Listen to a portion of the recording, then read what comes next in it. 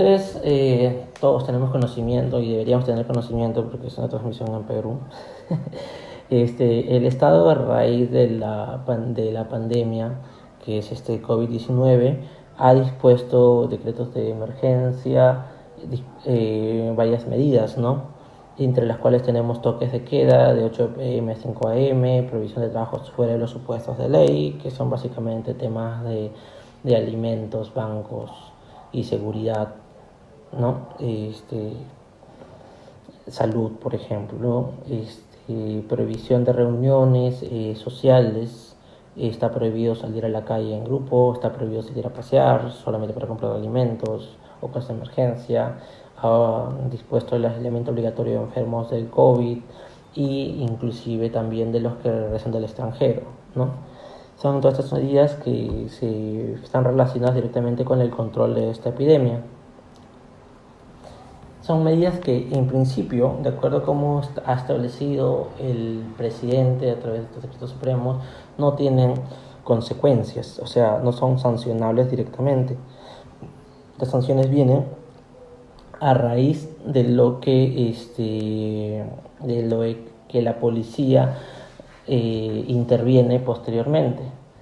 Es decir, su condición, o sea, no se han establecido, no se han delimitado luego de ello los parámetros por los cuales el procedimiento a seguir de cada policía. Por ejemplo, todos sabemos que la emergencia dura hasta el 12 de abril, pero no sabemos, se guardó estos secretos, cómo debían proceder la policía, es decir, me va a detener hasta el 12 de abril, me detiene hasta antes, o qué es lo que procede, ¿no? Ahora ya sabemos que existe posteriormente se emitió otro decreto en el que efectivamente se dice que las detenciones que realiza la policía en materia de incumplimientos directamente de estas medidas son para realizar un registro que va a ser comunicado al Ministerio Público para que actúe dentro de sus atribuciones. De esa manera se regula básicamente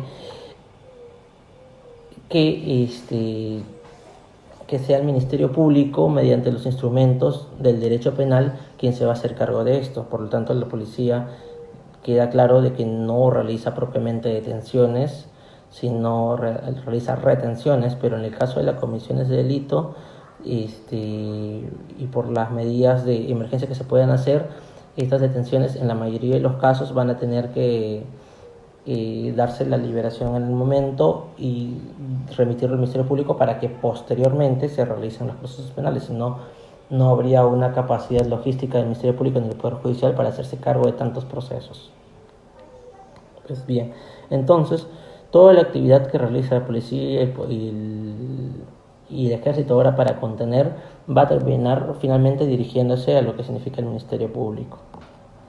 Pues bien, entonces, entonces, ¿qué es lo que ha pasado contra estas medidas dictadas contra el Ejecutivo? Pues evidentemente han venido los incumplimientos por parte de la ciudadanía. Estamos hablando de empresas que no permitidas por ley, como contact centers, restaurantes, que han hecho trabajar presencialmente a sus trabajadores. Tenemos comerciantes que día a día salen a la calle a vender alimentos o diversos productos que no forman parte de lo que ha establecido la norma. Tenemos diversos ciudadanos que salen en grupo o salen a pasear a sus perros, por ejemplo, o salen a pasear simplemente. Tenemos ciudadanos que agreden efectivos del orden. Tenemos el caso de esta persona que mató a un militar atropellándolo. Tenemos el caso también de sospechosos de tener coronavirus que no han cumplido con las medidas de aislamiento, o inclusive las personas que están confirmadas con estas enfermedades, ¿no? Entonces, todos estos casos no pueden ser, como les comento, sancionados por la policía. La policía solo cumple la labor de restringir y cautelar que se cumplan las medidas y de retener a los ciudadanos que realizan estos incumplimientos y llevarlos a las comisarías. Y en las comisarías, este registro, como les comentaba, que va al Ministerio Público, va a generar en su futuro, y ya en el momento, en los casos que sean más necesarios, acciones penales. En ese sentido, el derecho penal sí tiene o ha previsto diversos delitos que cautelan, en este caso y directamente, lo que se trata es la salud pública, como primera línea de defensa, porque también vamos a tener otros delitos vinculados que tienen que ver contra la protección de la administración pública o la seguridad en el trabajo, que es un tema bastante debatible, o incluso los propios delitos contra la vida, el cuerpo y la salud, ¿no? Llámese lesiones culposas. Ya los explicaré más adelante para entender por qué creo yo que se encuentran vinculados. Entonces, ante el incumplimiento de estas medidas se pueden dar varios supuestos de responsabilidad penal. La primera, lo primero que tenemos que analizar acá, en todo caso, tener en cuenta, es de que la primera línea de protección son los delitos contra la salud pública. ¿Qué entendemos por salud pública? La salud pública en este sentido no es el bien, la salud de cada uno de nosotros, sino es la salud entendida de manera colectiva, ¿no? Se entendía como un conjunto de condiciones que posibilitan o garantizan la salud de todos y cada uno de los miembros de la colectividad. Entonces, se protege, este es un bien jurídico colectivo, que se protege un estado en conjunto de bienestar para todos. Claro que se individualiza en la salud de cada uno, pero siempre en atención a la salud colectiva. Y esto es importante porque va a tener relevancia respecto a qué resultado se exige para la consumación de este delito, ¿no? Cuando alguien me dice, no, pero no enfermé a nadie, no contagié a nadie, o pero no se murió nadie, entonces ahí justo va esta diferencia. La salud pública no está enfocada a la protección, no espera, mejor dicho, no espera a la muerte de una determinada persona, sino protege desde antes, desde que se ataquen estas condiciones mínimas de salubridad e higiene, que permita que todos nos sentamos o estemos a salvo de, por ejemplo, enfermedades como en este caso. Pues bien, si entendemos así la salud pública, entonces nos puede ya parecer bastante claro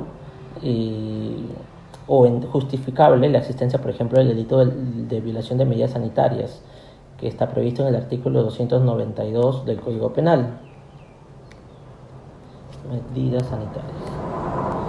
¿Qué dice el artículo 292? El que viole las medidas impuestas por ley por la autoridad para la introducción al país o la propagación de una enfermedad o epidemia o una epizootía o plaga, tiene una pena de 6 hasta 3 años. Ya. Como podemos ver acá, no se trata de la sanción en los casos en los que yo haya contagiado a alguien directamente.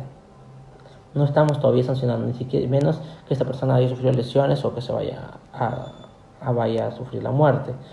Se trata de la primera línea en la que solo se sanciona la mera violación de las medidas impuestas por ley. Como ya les decía, al tratarse de un delito contra la salud pública, estas medidas impuestas por ley no pueden ser cualquier tipo de medidas, solo pueden ser las medidas que están relacionadas a la protección de la salud pública, estas condiciones mínimas. Entonces, lo que tenemos que determinar, por ejemplo, si la prohibición de actividades laborales o la prohibición de salir del hogar, de las medidas de aislamiento, protegen las condiciones mínimas de la sociedad para poder vivir a salvo de este coronavirus. Y creo que todos estamos de acuerdo en que efectivamente sí tienen relevancia o relación directa, es decir, son medidas de carácter preventivo que lo que nos permiten es disminuir la posibilidad o la probabilidad de que se genere este contagio. Y justamente ello calza con la razón o la configuración de este tipo de delitos como delitos de peligro abstracto, ya que el peligro abstracto solamente es una posibilidad o una probabilidad de que de esa manera el bien jurídico de salud pública se pueda haber lesionado. Por lo tanto, este es el primer requisito que debe tener una conducta para para configurar este delito. Violar alguna de estas medidas. Ahora,